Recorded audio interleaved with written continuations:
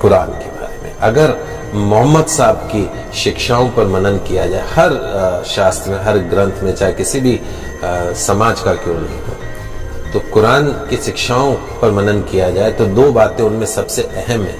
पहली, मोहम्मद साहब की शिक्षाएं किसी भी एक देश या एक धर्म के लिए नहीं है, सबके लिए है।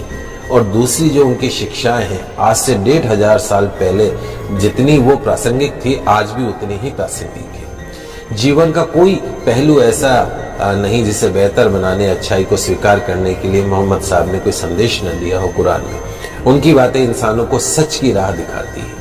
अर्थशास्त्र भले ही ब्याज को मूलधन का किराया, शुल्क या कुछ और माने, लेकिन एक इस्लाम धर्म ऐसा है जिसमें ब्याज को ममनू माना गया, अनुचित माना गया है ब्याज को।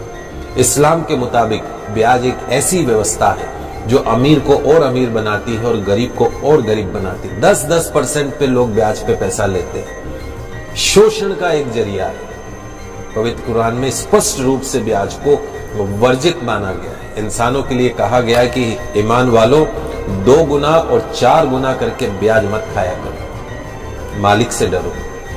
ब्याज खाने से बरकत खत्म हो जाती है, ब्याज की कमाई से बरकत खत्म होती है। इंसान के द्वारा किए गए पुण्य भी ब्याज की कमाई से खत्म हो जाते हैं। ध्यान रखें, ब्याज धन को कम करता है, लेकिन दान पुण्य से धन कभी भी कम नहीं होता है।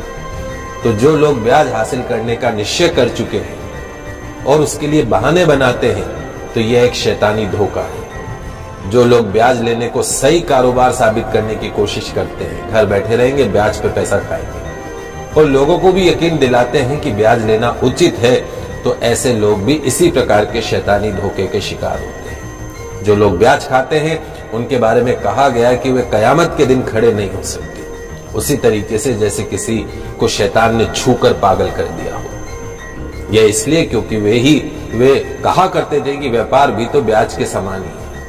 अपनी बात को सही ठहराना। कुरान में व्यापार को वैध माना गया, लेकिन ब्याज को पूरी तरीके से अवैध। कुरान में संदेश दिया गया है कि जो लोग इस हिदायत के बाद ब्याज लेना बंद कर देंगे, उनका जो मामला है वो हुजूर को सुपुर्द है।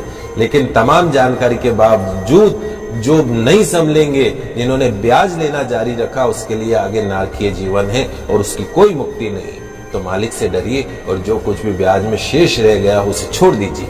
यदि तुम सच्चे दिल से ईमान रखते हो, न तुम खुद पे जुल्म करो, न तुम दूसरों के ऊपर जुल्म करो। अगर तुम्हारे पास बहुत ज्यादा धन है तो जरूरतमंद लोगों को कर्ज दो, उन्हें वापसी के लिए इतना समय दो कि कर्जदार इंसान उसे आसानी से वापस लौटा सके। किसी वास्तविक और अवश्य जो संभावी जो मजबूरी होती है, उससे अगर तुम धन न लौटा सको तो उस पर सख्ती मत करो, उसका अपमान मत करो, उसे और समय दो। रोजी कमाने का गलत तरीका, गलत साधन, गलत रास्ता मत अपनाइए। मालिक से डरते हुए, उसकी नाफरमानी से बचते हुए सही जायज हलाल तरीके अपनाने, हराम रोटी के करीब भी मत जाइएगा। तो कुरान के इस शिक्षा को समझिए और ये ब्याज का जो काम करते हैं उसको बंद कर दीजिए।